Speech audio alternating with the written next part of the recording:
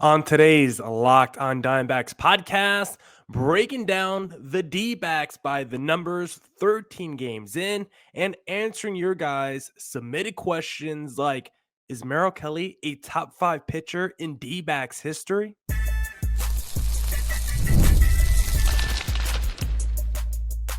You are Locked on Diamondbacks, your daily Arizona Diamondbacks podcast, part of the Locked on Podcast Network, your team every day. Welcome into the Locked on Diamondbacks podcast, part of the Locked on Podcast Network, your team every day. You're listening to who? The always charismatic host of this podcast, Millard Thomas, multimedia journalist, and I'm a graphic designer, so please go check out my website, millardthomas24.myportfolio.com. There you can see all my latest work, from my packages to my articles to my photos and my graphic design. On today's Locked on Diamondbacks podcast, we're going to be discussing the D-backs by their numbers, breaking down the offense, the pitching, the defense, and then of course answering your guys submitted questions because it's Mailbag Friday. Want to do this every Friday throughout the regular season, so please send in your questions. And also, I've been going live on YouTube after games, and so please make sure you stay up to date. Hit subscribe to Locked on Diamondbacks on YouTube so you know when I go live. Follow me on Twitter at CareerThomas24 for my personal account, or look up Locked on Diamondbacks on both Twitter and Instagram because, guys, I could not do this podcast without you. Thank you for making Locked on Diamondbacks your first listen every day. But now let's get into the podcast. All right, back here on the Locked on D-backs podcast, and let's discuss and break down the D-backs numbers 13 games in. We face off against the Brewers next. We're going to see a little Freddie Peralta. We're going to see a little Chad Patrick in game 2 and game 3. Good pitching matchups on the back end of this series against the Milwaukee. But in that first game of the series, Brewers have yet to announce a starter. They've been going through a lot of rotation injuries. They got Savali, Nestor Cortez, all on the injured list. So this is a beat up rotation for the Brew Crew, but we do face their two best pitchers at least in game 2 and game number 3. But that might not matter with how this D-backs offense has looked in 2025, because when breaking down the numbers, I want to first start with the offense. We're going to get into the pitching. We're going to talk a little bit about the defense, but I want to start with a big positive because I think once again, you can say in 2025, the D-backs have the best offense in baseball. They undoubtedly had the best offense in baseball last year because they were number 1 in runs scored, number 1 like with runners in scoring position, first inning, ninth inning, high leverage, like any sort of situation, pinch hitting, sacrifice hits. Like the D-backs were fantastic last year. And so far in 2025, they're not number 1 across the board like they were last year, but they're top 3 in enough categories where I think overall, big picture, this is the best offense in the National League. And it's hard to like really conceptualize that at times because when you watch your old team day to day, it doesn't always feel like that, right? There's been a bunch of games where the D-backs offense comes slow out the gates. Feels like a lot of times it's just scoring runs 7th inning on. But when you compare this offense to the rest of the National League, I think overall, this is the best offense going right now. You look at the MLB standings, D-backs 4th in the NL West. You look at the run differential, though, Padres and Giants are plus 14, plus 18, Dodgers plus 15. So even though the D-backs are 3 games back, they're plus 13. They're right there with the differential of the other teams, and they've scored more runs than any other team in the NL West.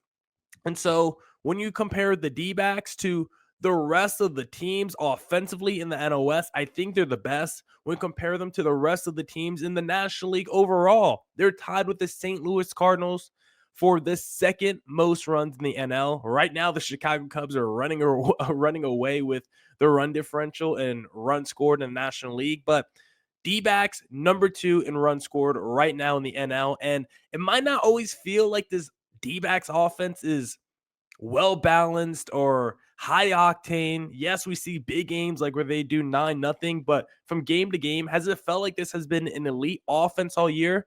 Maybe, maybe not, but the numbers say and support this being the best offense in the National League. They're 3rd in home runs. They're 1st in OPS. Like, we were scared with Jock Peterson going, Christian Walker leaving. Were the D-backs still going to have enough power in their lineup?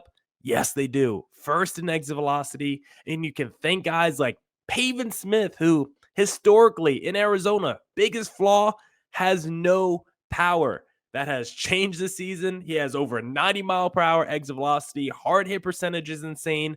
Same with Alek Thomas, who historically not a guy that hits the ball hard. This year, both Thomas and Pavin are absolutely crushing it, ball flying off their barrel. And that's something maybe Pavin Smith, you could have expected it a little bit because of how well he played in 2024. But for Thomas, I did not believe in him that much entering this season. So he's been super productive. Of course, we know the play discipline of the D-backs is elite.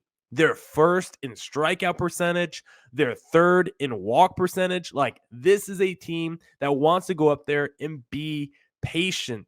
The D-backs actually have I think the second lowest of pitches swung at. They have the second lowest percentage of pitches swung at among all teams in the National League. So what does that mean? When they see pitches coming their way, coming in their direction, they are not swinging their bat. They are keeping the bat on their shoulder and they're waiting for their perfect pitch. And it's kind of the same across the board. D-backs, when you look at taking strikes, D-backs are pretty high on the taking strike list. When you're looking at just overall swinging at strikes, swinging at balls outside the zone, D-backs are going to be low. Any stat related to swinging, the D-backs are going to be low. Any stat related to the D-backs taking a pitch, taking a strike, the D-backs are going to be high because this is a patient offense, a patient lineup. And when we look at Josh Naylor, Geraldo Perdomo, Ketel Marte, like, those guys want to go up there and see pitches and wait for their opportunity. A guy like Corbin Carroll, we discussed on yesterday's podcast, he's swinging away. But the rest of the team, Gabriel Moreno's, they're all very patient hitters, and it's led to this offense being very patient this year. So this is the best offense in the National League going right now. But looking at the pitching, the same can't be said because right now the D-backs starters are not very good. Second worst ERA in the National League, which you don't want to say. But juxtaposed with that, their bullpen has been fantastic. 2.93 ERA, fifth lowest bullpen ERA in the National League. This is something that maybe we didn't fully expect. Like, we knew the D-backs bullpen was going to be good, but we thought the strength of this D-backs team was going to be that rotation with Burns, Gallen, Kelly, Erod, Fott. Instead, the rotation has been the biggest weakness of Arizona. Still have an elite offense, bullpen doing his job, but where is the rotation? This pitching staff, fourth worst OPS with runners in scoring position, second worst OPS allowed in high leverage moments. Like, the rotation is just not getting it done. How many times have we seen this D-backs rotation struggle in the first inning, right? That seems to be like their biggest issue. Brandon Pfaadt, in his most recent start, broke a streak of 6 consecutive starts with an earned run by a D-back starter. Just absolutely insane stuff. Every game going out there. No wonder this D-backs offense is so good because they're playing from behind seemingly every single game, which is not something you want to see. D-backs, second worst OPS allowed in the first inning this season. They also have the worst average allowed in the first inning this season. But if you want to know something fun, the team that's second in average allowed and first in OPS allowed in the first inning is the Milwaukee Brewers. So these are two teams that have been absolutely terrible in the first inning this season by their pitchers. And so we'll see if Milwaukee or Arizona could come alive in the first inning of this series because so far, their pitchers have been very prone to give up some first inning runs. So would love to see the D-backs offense get going against Milwaukee early, and hopefully the D-backs pitching staff can not do it to the Milwaukee offense. One other thing on the D-backs pitchers before we wrap up this segment, they're also great at play discipline. Just like the offense, fourth highest strikeout percentage, third lowest walk percentage. So they're striking out a ton of people. They're not walking a ton of people, but their issue is they give up home runs. I think they have the third highest home run percentage as well. And so the pitchers need to stop giving up the long ball. The Erods, the Fotts, it's been their issue. And so the pitching staff, the bullpen, it's been fantastic all season, but we need the rotation to tighten up. And I think we all have faith and belief the rotation will be better because it's just too talented to be this bad. But right now, there's definitely some question marks as to why the rotation has been so up and down this season. But not Gallon, Merrill Kelly and Brandon Pfaadt at least look like they turned corners in their most recent start. Erod coming off that double-digit strikeout performance as well. So maybe this pitching staff is getting better. And then one final thing, D-backs defense needs to be better. Third most errors in the National League. Just not good enough. We know Christian Walker being gone is going to hurt this D-backs defense, of course, but Ketel Marte also being out the lineup hurts as well. So D-backs defense needs to clean it up because of way too many mistakes in 2025. And now we'll answer your guys' questions that you submitted in segment number 2.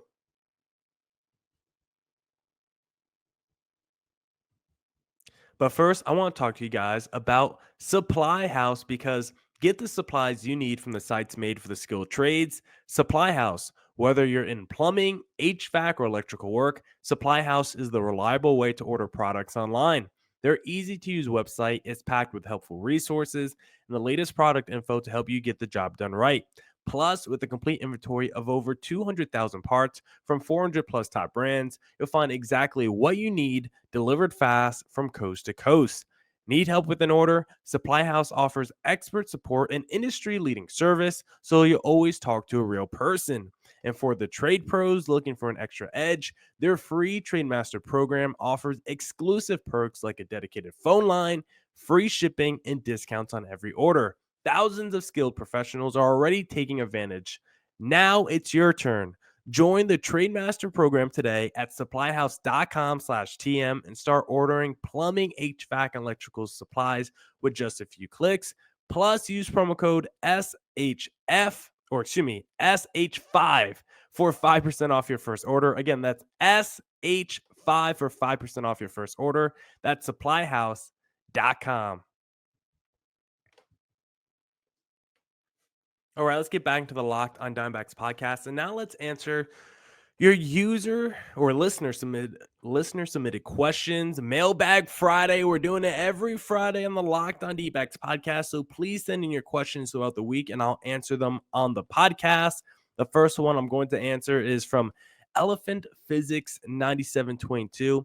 He said, Merrill Kelly, top 5 pitcher. Now, that wasn't a direct question from Elephant Physics, but he said he was listening to the D-backs broadcast and heard Mark Grace mention that Merrill Kelly was a top 5 pitcher in baseball. And so he wanted to know if I agreed with that opinion. Is Merrill Kelly, did I say top 5 pitcher in baseball? A top 5 pitcher in D-backs franchise history. So that's why I want to ask you guys. Do you believe Merrill Kelly is a top 5 pitcher in D-backs, only D-backs franchise history?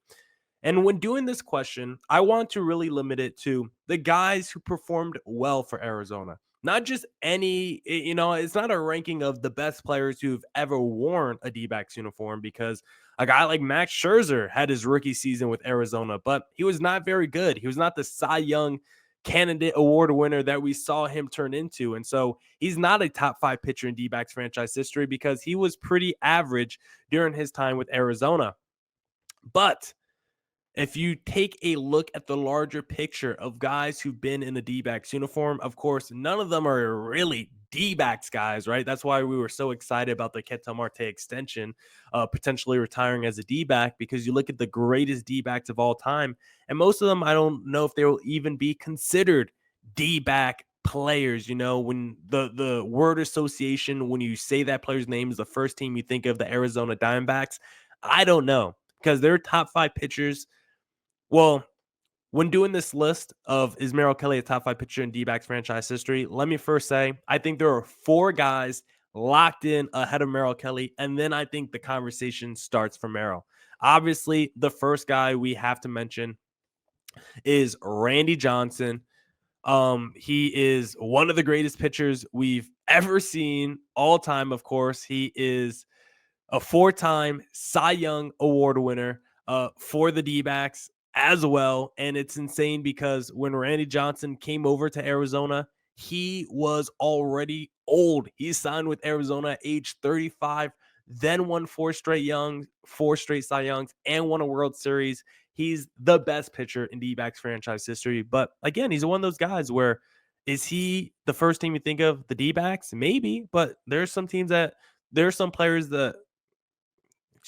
are some fans that might say like the Mariners or the Yankees for Randy Johnson. Of course, on the West Coast, we would say the D-backs. But if you grew up on the East Coast like I did, guess what? Growing up in New Jersey, the first team you thought of with Randy Johnson was not the D-backs, at least in my age group.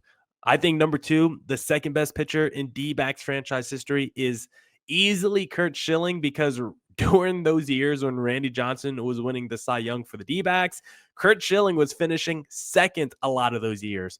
Randy Johnson has the lowest ERA in D-backs franchise history, the highest WAR.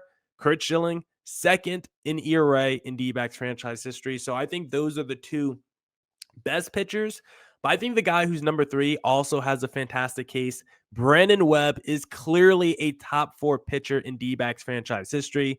The only issue with his career, it was so short, essentially just 6 full seasons, done by the age of 30 because of injuries. But this guy was absolutely insane. 220 innings pitched every single season, won a Cy Young, finished second the other 3 years, multiple 15 complete games in his career, 8 shutouts in his career. Like, Brandon Webb would have been one of the best pitchers, Hall of Famer, if he never got hurt. And it's sad to say, because this could have been like the best pitcher in D-backs franchise history. Not better than Randy Johnson in terms of talent, but in terms of the career with the D-backs, Brandon Webb could have been number one. So Randy, Schilling, Webb, and then I have Zach Gallen as the other guy that's locked in as a top four pitcher in D-backs franchise history. He's fourth in WAR. He's fourth in ERA.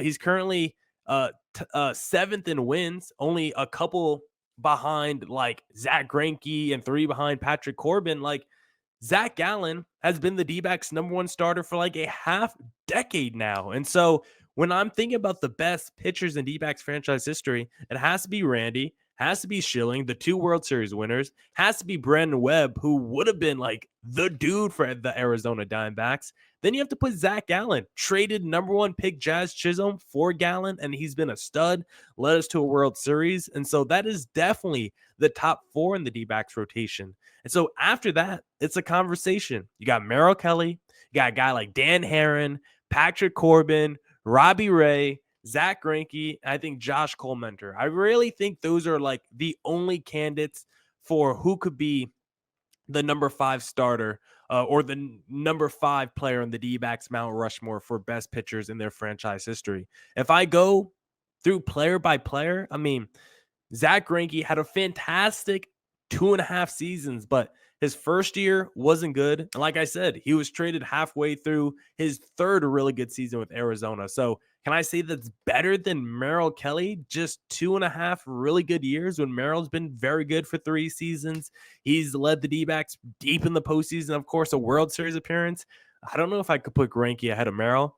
Josh Colementor is actually really good when you look at his stats, maybe underrated, pretty close to Merrill Kelly when looking at the numbers, but Colementor also was on a lot of just mediocre D-backs teams, never really went that far in the postseason, never really led us to great heights like Merrill Kelly did. So hard for me to put Colementor above Merrill Kelly. Robbie Ray, coming out the gates, more talented than Merrill Kelly, but of course he fizzled out pretty quickly, turned into a three true outcome player. Patrick Corbin, up and down career. He was a stud with the D-backs, but then he left us, of course, for a lot of money, went to the Nationals, been an absolute disaster since signing with them. But was he even that elite with the D-backs? Probably not. I mean, he was good, but he was definitely shaky. I mean, 2015, 3.6 ERA, 2016, 5.1 ERA, 2017, 4.03 ERA, 2018, 3.15 ERA. That's his last 4 seasons with the D-backs. Probably for the best that Arizona let him walk. And then Dan Herron, he was a very good pitcher for the D-backs, but he was also a guy that bounced around with a couple organizations, only pitched 2.5 years with Arizona. So another guy where just like 2.5 really good seasons, is that enough? Like, give me Merrill Kelly as the 5th best pitcher in D-backs franchise history. I just don't think the cases of the other guys really stack up. Merrill Kelly has a 3.29 ERA in 2023, a 3.37 ERA in 2022. He's got some workhorse seasons under his belt. And of course, he led us to the World Series as the number 2 starter. That win against the Texas Rangers, where he went 7 strong in the World Series, one of the best starts I've ever seen by D-backs pitcher. And so Merrill Kelly, I do think, is number 5 on this all-time Mount Rushmore for Arizona. He's currently tied for fifth most wins in D-backs franchise history. He's 9th in ERA. If he has a good season, if he starts to bounce back after that 9 earned run debacle against the Yankees, more starts like we saw most recently, Merrill Kelly's going to have another really good season for Arizona and further cement himself as the 5th best pitcher in D-backs franchise history. Now we'll answer some more of your guys' questions in segment number 3. Looking for a snack that's both delicious and nutritious? Crack into a good source of protein with Wonderful Pistachios. Wonderful Pistachios is one of the highest protein nuts. Each 1 ounce serving has 6 grams of protein, giving you over 10% of your daily value. Plus, they're packed with fiber and better for you unsaturated fats to help keep you feeling fuller longer. My favorite Wonderful Pistachios I actually have right here. Sorry to the audio listeners only. You're going to have to go to YouTube for this one because right next to me,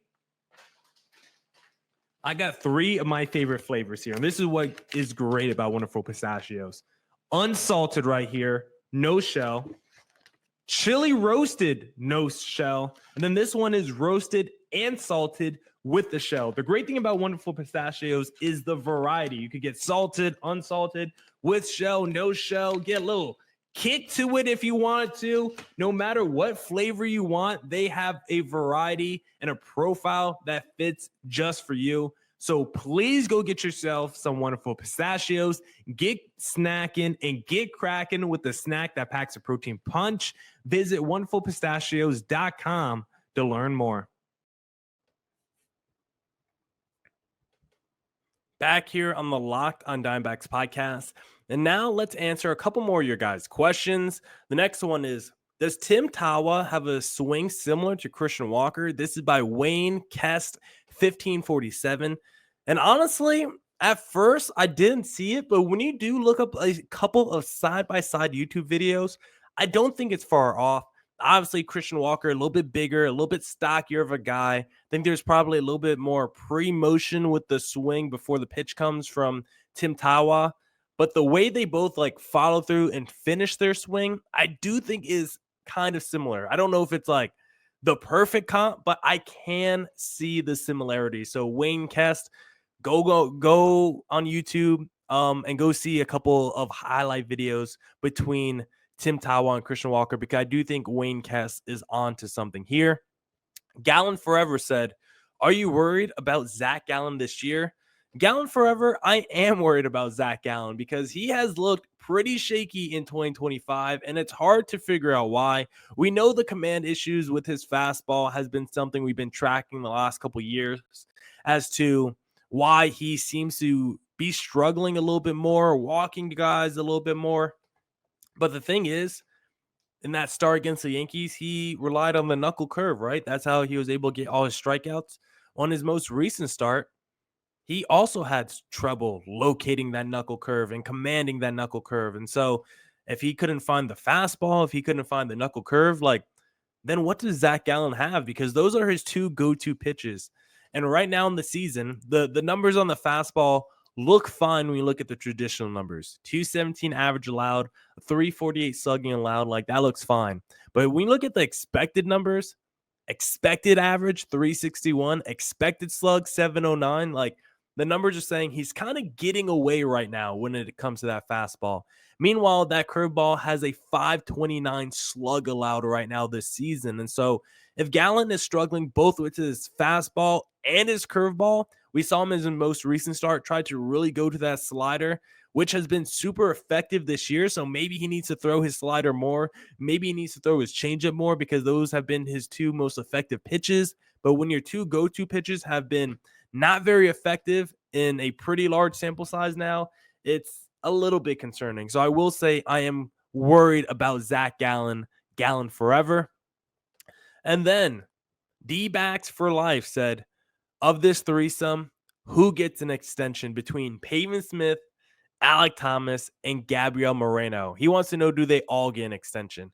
Because I definitely have been saying I think Gabriel Moreno is next on this D-backs list of guys who are going to get extended, because a catcher that could do what Gabby does, where we know he's a two-way player.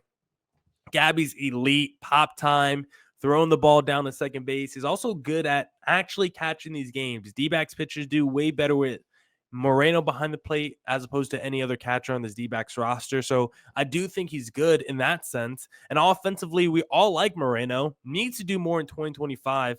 His batting average still only 267 with a 620 OPS, but he's a guy that we all believe can pop and, you know, eventually be a middle of the order bat, a guy that could, hit somewhere in one of those top five spots potentially. And so if you have a catcher with that kind of two-way ability who can have a high average and be elite defensively, and he's only 25, 26 years old, I don't see why the D-backs wouldn't give him a long-term extension. I feel like he's up next, despite Pavin Smith and Alec Thomas having these fantastic offensive seasons. And we know Alec Thomas is also a defensive monster. I don't know if the D-backs are ready to commit long-term extensions to those guys.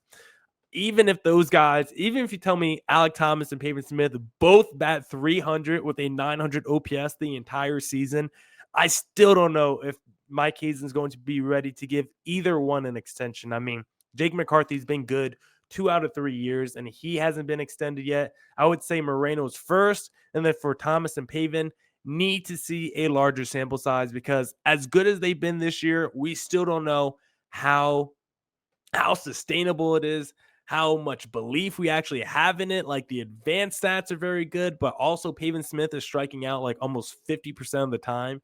And so something has to give there offensively. And so I love Pavin Smith. I love Alec Thomas. I love what they've done this season, but Gabriel Moreno is definitely next up amongst Arizona Diamondbacks to get that contract extension.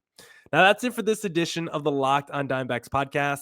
Come back next week for more Diamondbacks news coverage and insight. Don't forget to send in your questions before every Friday podcast. And as always, stay safe, stay healthy, dose it.